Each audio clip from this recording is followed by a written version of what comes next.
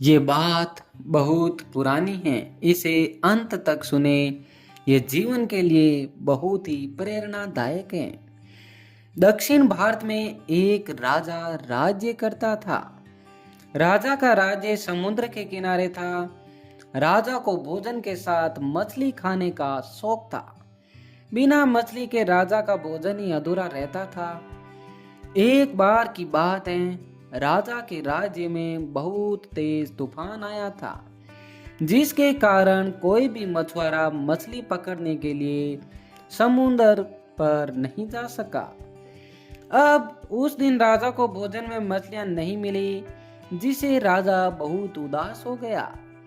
राजा ने जब अपने मंत्रियों से इस बारे में पूछा, तो उन्होंने बताया कि इतने तेज तूफान में समुद्र में मछली पकड़ने जाना अपनी जान पर खेलने के समान है। इसलिए कोई भी मछुआरा समुद्र पर नहीं जा रहा है। राजा ने घोषणा करवा दी कि जो भी समुद्र में ताजी मछलियां लाएगा, उसे मुंह मांगा इनाम दिया जाएगा। राजा की घोषणा सुनकर मछुआरों के मन में लालच तो आया, किंतु कोई भी मछुआरा अपनी जान जोखिम में डालने के लिए तैयार नहीं हुआ था। उसी राज्य में एक बहुत ही गरीब मछुआरा भी रहता था। उसे जब राजा की इस घोषणा का पता चला, तो अपनी दरिद्रता दूर करने के लिए वह अपनी जान की परवाह किए बगैर समुद्र में गया था। समुद्र में उसने जाल फेंका, जिसमें कई बड़ी बड़ी मछलियां फंस गई। मछुआरा मछलियां लेकर राजा के महल पहुंचा, किंतु राजा के सैनिकों ने उसे महल में नहीं घुसने दिया। राजा के इस एक खास मंत्री ने मछुआरे को ताजी मछलियों के साथ देखा, तो मछुआरे को अपने साथ राजा के पास ले जाने के लिए तैयार हो गया। मंत्री जानता था कि राजा मछली देखकर बहुत अधिक प्रसन्न होगा और इसके बदले मछुआरे को बहुत सारा धन देगा। इसलिए उसने मछुआरे के समक्ष एक शर्त रखी कि जो भी इनाम मिलेगा, उसका आधा हिस्सा मंत्री अपने पास रखेगा। मछुआरा मंत्री की बात मान गया और मंत्री मछुआरे को लेकर राजा के पास पहुंच गया था। मछुआरे के पास ताजी मछली देखकर राजा बहुत खुश हुआ।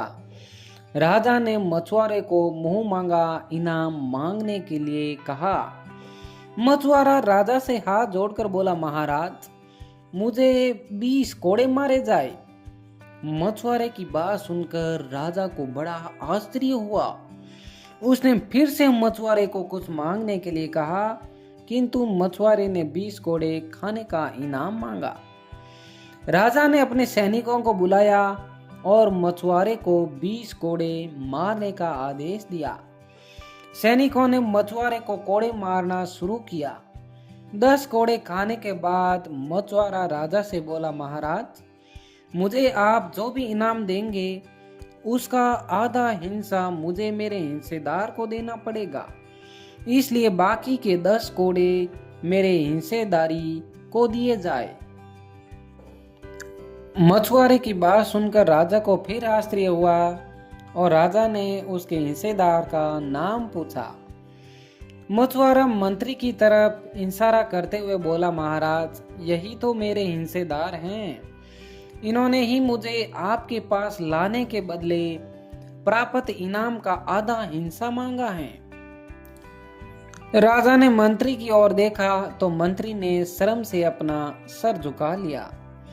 राजा ने आदेश दिया कि बाकी के 10 कोड़े मछुआरे के हिस्सेदार को मारे जाए। सैनिकों ने राजा के आदेश पर मंत्री को 10 कोड़े मारे।